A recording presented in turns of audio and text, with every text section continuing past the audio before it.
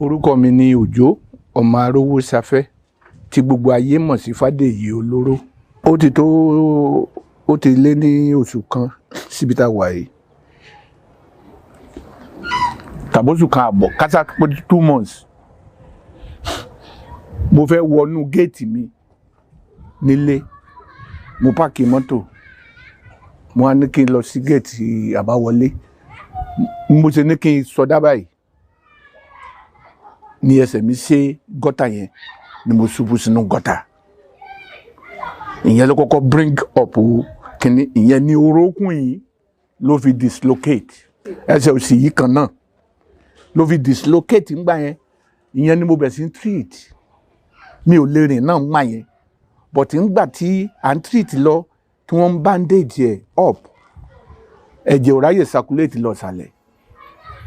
Ìsàlẹ̀ yẹn wá ń swell up. Wọ́n dẹ̀ fi yé mi pé kò sí nǹkan tí a bá ti tú bí ibẹ̀ yẹn máa lọlẹ̀.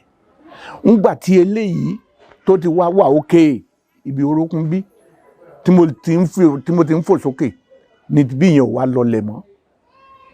Ibi tó wú ìsàlẹ̀ yẹn ló continue láti máa swell up. Ńgbà yẹn tó wá di ìran tó dé pé gbogbo afọ́nú wa ń sọ fún mi pé ọ̀fà ni. Tá mo ṣe ṣé mo jẹ́ ẹran ọ̀yà ni tí wọ́n ta fà sí àbí mo jẹ́ kinní kan ní tá mo ṣẹ̀ mi ò ṣẹ̀yàn. Bí eléyìí ṣe bẹ̀rẹ̀ nìyẹn di èní, ṣùgbọ́n mo ń dúpẹ́ lọ́wọ́ Ọlọ́run pé Ọlọ́run ti ń gbàkóso bí mo ṣe dúró yìí. Àánú Ọlọ́run ni mo wá fẹ́ pẹ̀lú ẹ̀ àti tàwọn ènìyàn. Mo débẹ̀ ibẹ̀ lákọ́kọ́ wọ́n ní kì í sọ̀rọ̀ abẹ́rẹ́ tí mi ò bá fẹ́ kọjá lọ ṣáájú lé ọ̀run. Mi ò ní, mo wà okay pẹ̀lú ṣúgà mi àti everything. Ó kàn jẹ́ pé nǹkan tí ó bá máa ṣẹlẹ̀ kò ní ṣaláì ṣẹlẹ̀. Tó bá ti ní mímọ̀ Ọlọ́run nú ó tán. Ní tó gbé mi dé inú ìjọ tí mo wà yìí nìyí. Nígbà tán ní kì í ṣe ọ̀rọ̀ hospital ni mo fi wá lọ bàbá mi alàgbà àwòyè náà fi ń take care mi. Tẹ́ bá rí ẹsẹ̀ yẹn náà àánú abiyamọ á ṣe yín. Èmi ò ń bá yàn fa nǹkan pọ̀. Gàkà kí owó díjà èmi àti ènìyàn máa ń yọ̀ǹda ẹni. Nígbà tí mo wà lórí àkéte àìsàn yẹn lọ́sibítù, ọwọ́ tí wọ́n nà sí mi látòrí ọsibítù tí màá tọwọ́ bá abẹ́ pílò mi, mo tún fún àwọn ènìyàn tán wá bá mi lọ́sibítù níwájú Ọlọ́run àti ènìyàn. Tá a sọ pé bàbá Olóró kò sí báwọn ṣe fẹ́ ṣe, kò sí kíní kan, màá tún fún wọn lówó. Owó òun díjà èmi èèyàn. Torí olórúkọ ni mi mọ ibi tí mo lè rìn dé. Èmi ẹni kankan àní argument o.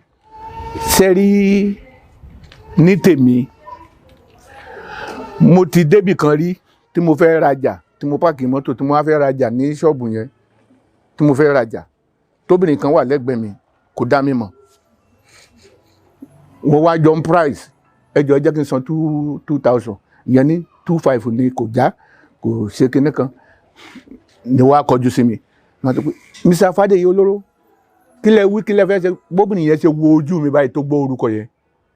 Owó tí ò fẹ́ san ó san dọ́bù ẹ̀ tó fi gba ẹran yẹn tó fi sá lọ. That is, ó ti kà mí kún èèyàn burúkú. Tí ò dẹ̀ rí bẹ́ẹ̀. Gbogbo ohun tí mò ń ṣe mo fi ń kọ́ aráyé lọ́gbọ́n ni. Pé ìgbẹ̀yìn aṣebi bó ló ṣe máa ń rí. Ìgbẹ̀yìn ìka ènìyàn bó ló ṣe máa ń rí. Kí àwọn ayé tó understand mi ọpẹ́ o. Di bí mo ṣe ń sọ̀rọ̀ yìí, àwọn kan ò tí understand mi pé irọ́ ló ń pa ìka èèyàn ni. Fádèyí Olóró fọmọ ọlọ́mọ jóògùn, máa gún ọmọ ọlọ́mọ nínú odó. Gbogbo ohun tó ń ṣẹlẹ̀ ni mo fi ń kọ́ aráyé lọ́gbọ́n. Oore ọ̀fẹ́ Ọlọ́run ni mo rí gbà. Àwọn kọ̀ọ̀kan náà tí mo ti ṣe fún ni mò ń pè. Ẹ má jẹ́ ń lọ kó mọ́ di pé rest in perfect peace. Ẹ̀yin mọ̀ léyìn kiri ni o. Tí n bá fi lọ, ẹ má jẹ́ kí n lọ.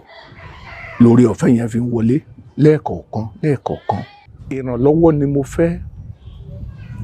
Kí ìtàn mi ó má dohun ìgbàgbé. Kí n padà sórí iṣẹ́ tẹ́ fi mọ̀ mí tẹ́ fi yàn mí láàyò tí mo fi ń dùn yín nú ní ọdún náà lọ́hùn. Ẹ jẹ́ kí n padà síbẹ̀. Mo ti kọ story ilẹ̀ tí mo fẹ́ yà. Kò gbọ́dọ̀ kú ní title ẹ̀. Fádèyí must not die. Ó ti wà ńlẹ̀ tí mo fẹ́ yà ìyẹn kan ṣùgbọ́n kí n kọ́kọ́ ní àlàáfíà náà àlàáfíà ní kí n kọ́kọ́ ní ká tó wá bẹ̀rẹ̀ iṣẹ́ gbogbo yín náà lẹ́ tó máa lajú yín tẹ́ máa rí mo ṣe wà nìyẹn oore ọ̀fẹ́ Ọlọ́run ni mò ń jẹ mo ṣe dúró yìí àkáǹtì nọ́mbà mi ní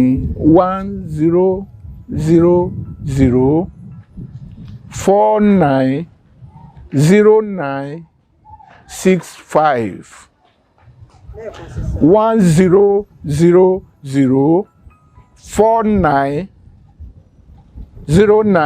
1000490965 Zenith Bank account name Ojo Arowosafe